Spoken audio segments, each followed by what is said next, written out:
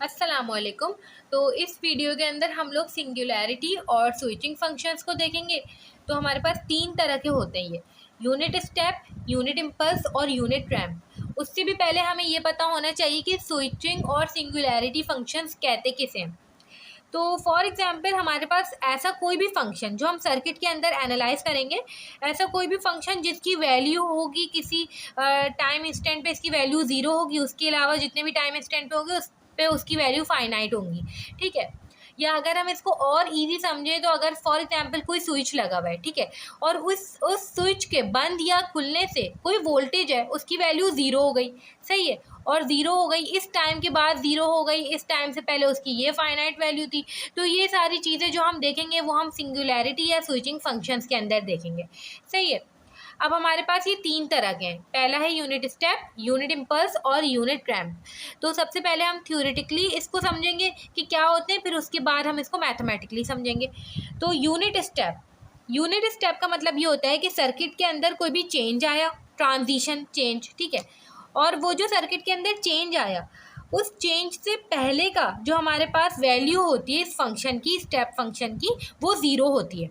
उस चेंज से पहले की वैल्यू इस फंक्शन में ज़ीरो हुआ करेगी और उस चेंज के बाद की वैल्यू हमारे पास वन हुआ करेगी, और वो जो चेंज हो रहा होगा उस पर इसकी वैल्यू अनडिफाइंड हुआ करेगी, सही है। अभी जब हम इसको मैथमेटिकली देखेंगे तो हमें और ज़्यादा क्लियर तरीके से समझ आएगा, मगर सबसे पहले हम इसकी थ्योरी देख रहे हैं।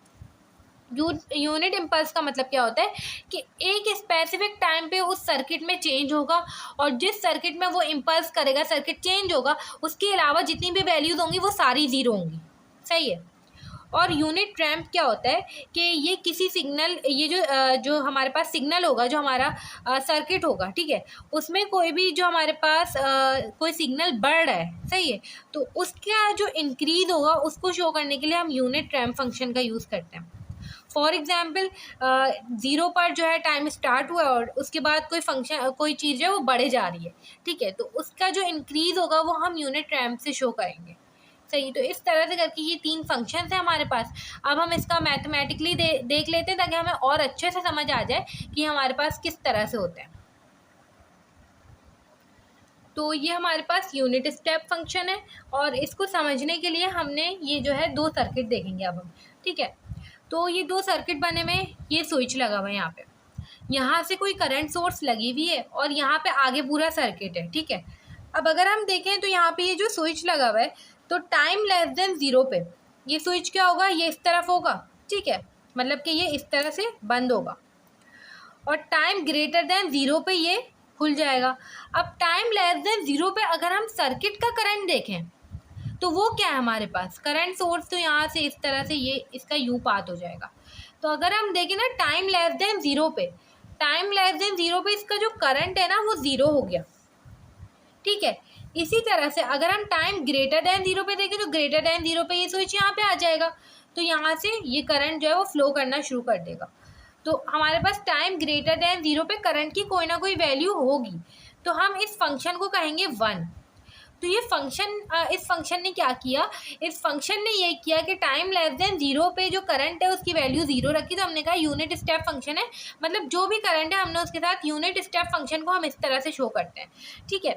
हमने इसके साथ ये लगा दिया, इसका मतलब है ये यूनिट स्टेप है। यूनिट स्टेप मतलब कि ये switch time less than zero पे ये करंट जो है वो कोई वैल्यू नहीं देगा, और टाइम ग्रेटर देन ज़ीरो पे ये कोई ना कोई वैल्यू देगा, और इस फंक्शन की खुद की वैल्यू क्या हो जाएगी, वन हो जाएगी। ये इस बात का मतलब है, ठीक है। इसी तरह से अगर हम ये वाला सर्किट देखें तो इसके अंदर भी वोल्टेज है, बिल्कुल वैसे ही बना हुआ है हमारे पास। ये स्विच है, ये स्विच पहले बंद होगा, जैसे ही बंद होगा तो आगे के सर्किट में कोई वोल्टेज नहीं होगा, ठीक है। तो अगर वो वोल्टेज होगा ही नहीं तो टाइम लेस देन ज़ीरो पे ये फंक्शन क्या होगा, ज़ीरो होगा, और टाइम ग्रेटर देन ज़ीरो पे ये वन हो जाएगा। ये चीज़ ध्यान में रखनी है। और टाइम इक्वल्स टू ज़ीरो पे ये फंक्शन जो है वो अनडिफाइंड होता है, इसकी कोई वैल्यू नहीं होती, ठीक है। तो अगर हम इसकी एक रिप्रेजेंटेशन करना चाहें, जनरल रिप्रेजेंटेशन, तो वो इस तरह से होगी, यू एट टाइम, ठीक है, मैं इसको यू कह रही हूँ, ज़ीरो वन। ज़ीरो कब होगा, टाइम लेस देन ज़ीरो पे, और वन कब होगा, टाइम ग्रेटर देन ज़ीरो पे, और टी इक्वल्स टू ज़ीरो पे अनडिफाइंड होगा। अब हम एक और तरह से इस जो है ये हमारे पास यूनिट स्टेप फंक्शन है, एक और तरह से इसको देखते हैं। अब ये हमारे पास जो है दो ग्राफ बने हुए हैं, ठीक है। ये यूनिट स्टेप फंक्शन है। अगर हमें कहें कि हमारा जो फंक्शन है वो यहाँ से स्टार्ट नहीं हो रहा, ज़ीरो से स्टार्ट नहीं हो रहा, अगर तो ज़ीरो से स्टार्ट होता तो सिंपल हमारे पास यू टी इस तरह से होता है ना, जो अभी हमने जनरल रिप्रेजेंटेशन देखी है, 0 1 T less than 0 T greater than 0। अगर ये फंक्शन ज़ीरो पे जो है चेंज आया होता, ये जो डॉटेड लाइन है ना, ये चेंज को शो कर रहा है अगर ये ज़ीरो पर होता तो। मगर ये ज़ीरो पर नहीं है, ये ज़ीरो से थोड़ा आगे है। तो हमें जो इसके सवाल होंगे उसमें ऐसा भी कह दिया जा सकता है कि हमारे पास वो ज़ीरो के आगे हो, और ऐसा भी बोल सकते हैं हमें कि वो ज़ीरो से पीछे होगा। सही है। तो जब ज़ीरो से आगे होगा तो ये फंक्शन हम किस तरह से देखेंगे, ये इस तरह से देखेंगे। अगर हमें टी नॉट तक पहुंचना है तो ये पूरा टी है, मैं इसमें से टी नॉट की वैल्यू माइनस कर दूं तो मैं यहाँ पे आ जाऊंगी, ठीक है। तो इसके लिए मैंने टी में से इस टी नॉट को माइनस कर दिया तो मैं यहाँ पर आ गई। अब ये मैंने लिख दिया, फिर तो वो ये ज़ीरो है। कब है? T less than T not पर। टी लेस देन ज़ीरो पर क्यों नहीं? क्योंकि पहले हम अपने फंक्शन को ज़ीरो पर देख रहे थे, अब हम टी नॉट पे देख रहे हैं। तो अब सारा काम टी नॉट से पहले या टी नॉट के बाद होगा। टी नॉट से पहले ये रहा ज़ीरो पर है, टी नॉट के बाद 1 पर है, ठीक है। तो इस तरह से टी नॉट से पहले ज़ीरो पर है, T less than T not 0 पर, और T greater than T not 1 पर। इस तरह से करके हमने ये शो किया। और इसी तरह से अगर ज़ीरो के पीछे हो T not minus T not हो तो हम किस तरह शो करेंगे? ये पूरा टी है, टी नॉट तक जाना है मुझे, टी में मैं टी नॉट की वैल्यू प्लस कर दूं तो ये मेरे पास टी नॉट तक पहुंच गई मैं, ठीक है। उसके बाद ये हमारे पास मेन पॉइंट है हमारा एनालाइज करने का, इससे पहले का और इसके बाद का फंक्शन एनालाइज करना है। तो इससे पहले का 0 है और इसके बाद का 1 के ऊपर है, ठीक है। तो हम कह देंगे T less than minus T not कितना है? 0 है, और T greater than minus T not कितना है? 1 है। तो इस तरह से करके हम कुछ चीज़ों को देखते हैं। अब हम यहाँ पे ना एक सवाल देख लेते हैं ताकि हमें ये चीज़ जो है ना वो क्लियर हो जाए कि हम इसको देख किस तरह से रहें। तो ये हमारे पास क्वेश्चन गिवन है स्टेप फंक्शन का, ये लिखा हुआ है सारे स्टेप फंक्शन ब्रैकेट में t+2 टी माइनस टी, और स्टेप फंक्शन के पीछे भी कुछ ना कुछ नंबर लिखा हुआ है। तो सबसे पहले हमें इसको समझना है हमें किस तरह से इसको प्लॉट करना है। तो प्लॉट हम इस तरह से करेंगे, स्टेप फंक्शन से पहले जो भी नंबर होगा वो हमारा मैग्नीट्यूड होगा। मैग्नीट्यूड का मतलब क्या है कि वो हम इस तरह से शो करेंगे वर्टिकली, ठीक है। उसका जो हम देखेंगे वो वर्टिकली देखेंगे, ठीक है। अगर यहाँ पे +2 है तो +2 मैं ऊपर जाऊँगी, सही है। अगर यहाँ पे +1 है तो मैं +1 ऊपर जाऊँगी, और +3 है तो +3 ऊपर जाऊँगी। अगर यहाँ पे -3 होता है तो मैं -3 नीचे जाती, नीचे की तरफ का ग्राफ भी बनता फिर, ठीक है। इसी तरह से t+2 t-3 ये सब हमने देखा था। यहाँ पे जो हमने देखा था ना t minus T not, t+t not का मतलब क्या था? ग्राफ से पहले बन रहा था, सही है। टी नॉट मतलब अगर प्लस में है तो उससे पहले थी वो चीज़, और अगर माइनस में था तो बाद में बन रहा था। तो ये चीज़ हमें जहन में रखते हुए चलनी है। सबसे पहले 2, फिर स्टेप फंक्शन t+2 मतलब कि +2 पहले बनेगा, ठीक है। +2 का मतलब होता था पहले, तो 2 पीछे आ जाएंगे।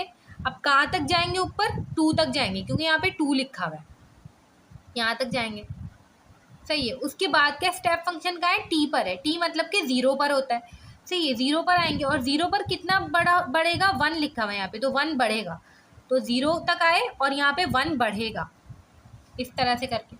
उसके बाद क्या लिखा हुआ है? +3 t-3 का मतलब क्या है कि हमारे पास आगे 3 जाएगा, t-3 3 आगे जाएगा, 1 2 3, और कहाँ तक जाएगा? 3 तक, ठीक है। यहाँ से 3 आगे जाएगा,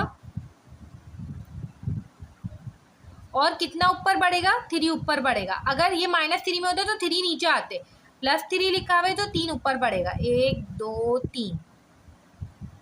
तो ये हमारे पास इसका जो है प्लॉट हो गया। तो इस तरह से करके हम लोग स्टेप फंक्शन को देखते हैं। तो अब हम लोग उसको देखेंगे इम्पल्स फंक्शन, और जो रैम्प फंक्शन है हमारा उसको देखेंगे। रैम्प फंक्शन का बस हम देख लेंगे किस तरह से रिप्रेजेंटेशन होती है, क्योंकि इस चैप्टर में रैम्प फंक्शन का इतना काम नहीं है। इम्पल्स फंक्शन और स्टेप फंक्शन जो है वो हमें समझना ज़रूरी है। तो अब हम लोग देखेंगे unit impulse function. Unit impulse function को हम डेल्टा फंक्शन भी कहते हैं, और इसके अंदर क्या होता है कि सर्किट के किसी भी जो सिग्नल पर एक टाइम पर अगर कुछ इम्पल्स आए, कुछ चेंज आए, ठीक है। स्टेप फंक्शन क्या आता है? यहाँ से लेके यहाँ तक ऐसे हुआ, ठीक है। t-2 तक हमने कंटिन्यूटी में लाइन बना रहे थे, सही है। मगर इम्पल्स में क्या होता है, एक ही दफ़ा इम्पल्स होता है, फिर वो वही फंक्शन, बस एक इम्पल्स होता है, उसके आगे पीछे हर जगह जो वैल्यू होती है इस फंक्शन की वो ज़ीरो होती है। तो अगर हम इसको डिनोट करना चाहें, हम इसको इस तरह से डिनोट करते हैं, at time t equals to, तो टाइम लेस देन ज़ीरो पर जब ये फंक्शन नहीं होगा, उससे पहले का जो टाइम होगा उसमें भी ये फंक्शन ज़ीरो होगा, कोई कुछ नहीं होगा, ठीक है। चेंज हुआ उस टाइम पर t इक्वल्स टू ज़ीरो पर, मगर वो जो फंक्शन है ना वो अनडिफाइंड ही रहता है। अनडिफाइंड का मतलब कि उसकी कोई भी वैल्यू हो सकती है इनफाइनाइट तक, तो वो अनडिफाइंड फंक्शन होता है, हमें नहीं पता होता। इसी तरह से अगर हम टाइम ग्रेटर देन ज़ीरो पे देखें उसको, तो वो भी हमारे पास ज़ीरो ही होगा, क्योंकि वो एक ही दफ़ा चेंज आएगा, उसके बाद भी ज़ीरो, उससे पहले भी ज़ीरो। अब इसका जब तक हम क्वेश्चन देखेंगे तो ही हमें एक बार ये जो फंक्शन है ये पूरा समझ आएगा, सही है। तो ये किस तरह से हमारे पास, फॉर एग्जाम्पल ये इस तरह से गिवन है, ये हमें बिल्कुल उसी तरह से प्लॉट करना है। तो अब कैसे प्लॉट करेंगे, t+2 t-2 वाली कहानी बिल्कुल वही है, माइनस होगा तो आगे बनाएंगे, प्लस होगा तो पीछे बनाएंगे, ठीक है। और यहाँ पे इस तरह से करके हम देख लेते हैं, 1 2 3 4 5, तो हो जाएगा 1 2 3, माइनस में है ये वाली वैल्यूज़, माइनस +1 2 3, और ये हो जाएगा -1 -2 -3। अब हमें माइनस बनाने की क्या ज़रूरत पड़ी, क्योंकि मैंने यहाँ से फ़ौरन देख लिया कि ये माइनस है, तो इसका एक मैग्नीट्यूड माइनस में भी जाएगा, तो इस तरह से हमें पता चला। अब इम्पल्स फंक्शन बनाएंगे, इसको एक एक करके बनाएंगे। 3 impulse function at time t, time t मतलब कि बिल्कुल सेंटर पे होगा, ना ये आगे होगा ना पीछे होगा। मैग्नीट्यूड कितना गिवन है, +3, तो ये यहाँ तक इस तरह जाएगा। अब मैं इसको मार्कर से शो कर रही हूँ, ये यूँ जाएगा, ठीक है। और दूसरा देखें, 5 इम्पल्स फंक्शन t-2, t-2 का मतलब क्या है, 2 आगे, ठीक है, -2, और कहाँ तक जा रहा है इसका मैग्नीट्यूड 5 तक, तो एक इम्पल्स हमने यहाँ तक बना लिया। अब स्टेप फंक्शन को अगर हम गौर करें तो कैसे बना रहे थे, यहाँ से कंटिन्यू था, फिर चल रहा था, फिर यहाँ से लेके यहाँ तक, यहाँ से लेके यहाँ तक का चीज़ थी उसके अंदर, ट्रांजिशन का फेज भी पूरा था, यहाँ से लेके यहाँ तक ऐसी होगी। इसमें यहाँ से लेके यहाँ तक वाली बात नहीं है, बल्कि सिर्फ उसी टाइम की बात है। और हमने शुरू में जब इसकी थ्योरी देखी थी तो हमने यही डिस्कस किया था कि इसमें एक स्पेसिफिक टाइम की बात होगी, सिर्फ उसी टाइम की बात होगी जिसमें वो इम्पल्स हो रहा होगा, सही है। और अगर हम इसको देखें तो -2 इसका मैग्नीट्यूड है, t+2, t+2 का मतलब ये 2 पीछे आएंगे, और -2 का मतलब कि मैग्नीट्यूड इसका नीचे -2, तो ये यहाँ तक जाएगा। बस ये हमारे पास इम्पल्स फंक्शन का प्लॉट हो गया, ठीक है। तो इस तरह से करके हमने इम्पल्स फंक्शन को देखा। अब हम देख लेते हैं रैम्प फंक्शन को। रैम्प फंक्शन का बस थोड़ा सा यहाँ पे इंट्रोडक्शन है, और ये है कि इसमें होता क्या है, बाकी इसका ज़्यादा काम नहीं है हमें। यूनिट रैम्प फंक्शन रिप्रेजेंट कैसे करते हैं, RT, ठीक है। इसमें क्या होता था कि कहीं से भी कोई जो सिग्नल शुरू हो रहा है, तो उससे पहले जहाँ से वो स्टार्ट हो रहा है, ठीक है, उससे पहले वो 0 होगा,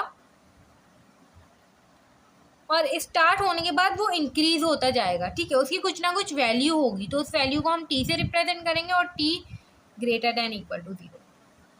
इस तरह से करके हम रैम्प फंक्शन को शो करते हैं। और अगर हम ग्राफ में शो करना चाहें तो इसका इस तरह से बनता है, स्लोप बनता है इसका ग्राफ। तो ये हमारे पास रैम्प फंक्शन होता है, ये हमारे पास इम्पल्स होता है, और वो हमारे पास स्टेप फंक्शन होता है।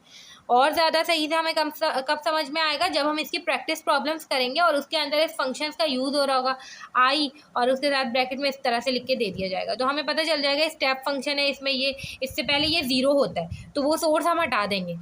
इस तरह से करके इन फंक्शंस का हम यूज़ करेंगे अपने आगे आने वाली वीडियोज़ में, जिसमें हम इंडिपेंडेंट सोर्सेज के क्वेश्चंस करेंगे।